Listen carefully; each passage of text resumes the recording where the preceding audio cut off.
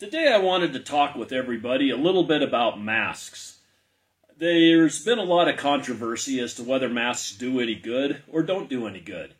And I saw something the other day by Bill Nye, the science guy, where he had a candle and he had several masks and he tried blowing out the candle. And I thought, boy, that is a pretty effective demonstration of how well a mask works. I also saw a lady who put baby powder in her hand and she tried blowing the baby powder with a mask. So just as kind of a quick rundown, I'm going to go ahead and try a couple of masks and kind of repeat, and then maybe see what other things I can come up with. So let's first of all put on this mask that's handed out at Costco. I won't put it on until I'm ready to do this, otherwise you won't be able to hear me talk. I find it really frustrating when I'm in a store trying to do a transaction and all you can hear somebody say something like this and you can't understand a word they're saying. So I go ahead and put on the mask, just like the science guy did, and I try to blow out the candle. It works very well. I would think that this would be very effective at keeping viruses away. Now I've got a dust mask like what you use in a garage a lot. I see a lot of people walking around with these. And I'm assuming that this here will probably do just about as well. Let's give this a try. Oh, a little bit of air goes through it. And then I see a lot of people wearing a bandana over their nose and over their mouth. I'm not going to tie it. I'm just going to hold it here and see what happens with this. Again, it seems pretty effective. Until you start thinking that maybe viruses are really, really small. I wonder how small viruses are. Well, I would think that a virus should be smaller than a molecule of water. So let's try the water test on these masks.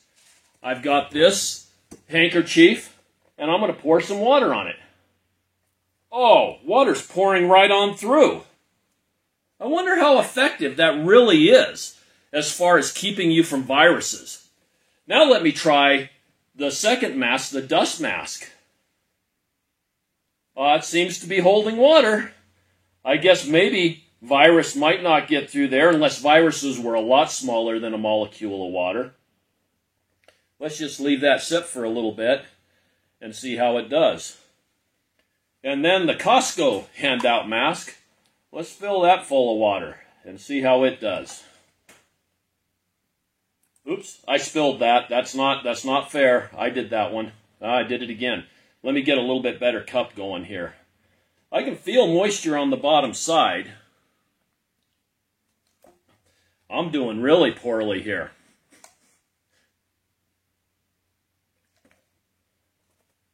Okay, let's give it a little bit of a squeeze and see if water comes through.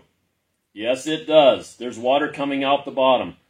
And this mask here, let's kind of give it a little bit of a squeeze too, just for the heck of it. It's coming out the top. It's not coming out the bottom. So actually, oh yeah, it is, a little bit. But the cheapo mask for the house seems to do better than either one of those two. I got to thinking, what else might work to not be able to blow out the candle? And I thought, I bet if I put a spoon in front of my mouth, that I could probably blow out the candle. Let's give this a try. Wow, the candle didn't hardly even move. So I guess that this might be just as effective if I had this at a store, and when people came by, I just breathed into the spoon. And how about the water test with the spoon? No water there. Even if I squeeze it, no water comes out. I guess that's probably more effective than either one of these masks.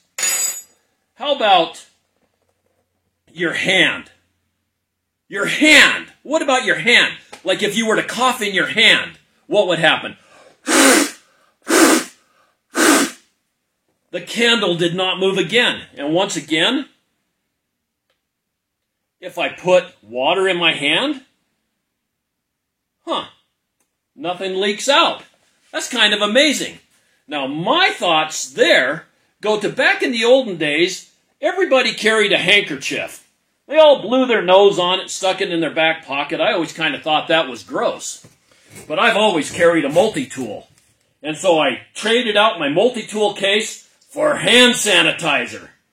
So how about if I hold my hand over my mouth whenever I'm around a lot of people, take out my hand sanitizer, put a little bit on there, kind of wipe it around, and then wipe it off on the rag.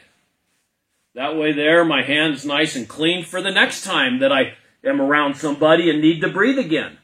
And I can even talk through this pretty clearly. I wipe my hand, fold it back up, stick it in my back pocket, and I can wash it out a week later, and it'll still be good. Now, I found a fly swatter in my house, and I thought, you know, fly swatters have pretty big holes in them. A lot bigger than masks. So I thought maybe I'd try a fly swatter. Of course I can blow out a candle with the fly swatter.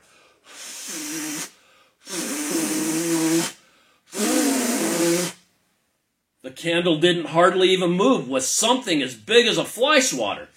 How does it hold up to the water test? Oh, water just leaks right through. Just about like the cloth mask that I see so many people wearing. And then I was at a parade this last weekend, and there was a lady there that was handing out some county commissioner vote for me things. And I thought, you know, this is really nice. It's a fan, so when it's hot you can fan yourself. But if you had this inside of Costco or Walmart or Albertsons or all these places that are requiring masks, and you were getting close to somebody, how would this work as far as breathing? It works just as well as both of these masks and better than the bandana. I don't know what to think here. I don't know what to do. Here we're all told that we have to wear these masks for everybody's protection. And I've seen the examples of why we should do it, and even had the admonition, you need to wear your masks. It's the only way to be safe. I think social distancing is probably a good idea. You might not be able to get any droplets on somebody that's 6 foot away. But at the same time, I think there's all kinds of things that work just as well as what the science guy and the baby powder lady and all of those were advocating as such great ways to quit spreading this virus. I hope everybody's enjoyed this video, and I hope that people will use common sense when it comes to how to protect yourself, how to protect others, because things seem really out of control and really out of hand. I'm amazed at where this virus has taken us, and that with the beginning statements that heat was going to kill it, I know that it's hotter than heck here. It's hotter than heck in Houston, in Dallas, in Arizona, and all these places that they say it's spreading again. How can that be when it's as hot as what it is? Anyway, I hope everybody enjoyed this. I hope you use common sense, and I will catch you next time on hopefully a completely different subject, because this isn't what I normally do, but this is what you're getting today. Let me see if I can blow out the candle. Huh. Easier than the fly swatter.